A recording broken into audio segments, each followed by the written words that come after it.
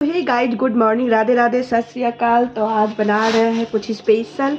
क्या हो सकता है आप लोग गेस करो क्या हो सकता है। चलो कोई नहीं, पॉलीथीन में तो आप लोग को कैसे पता चलेगा फ्रेंड्स क्या हो सकता है। चलो हम दिखाते हैं, हम निकाल के इसे। ये देख रहे क्या है स्पेशल, देखे ये भिंडी और बैगन।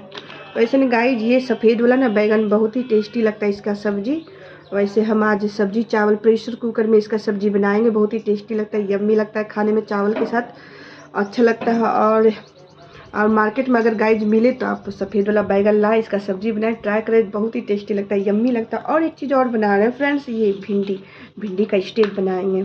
छोटे छोटे भिंडी हमने लिए हैं, देख रहे हैं, इसका स्टेप बनाएंगे। और ऐसे भिंडी का पकौड़े भी बहुत अच्छा कुरकुरे और इस अति बनता है, खाने में बहुत ही टेस्टी लगता है। वीडियो अच्छी लगी तो like share comments. Bye bye friends, bye bye.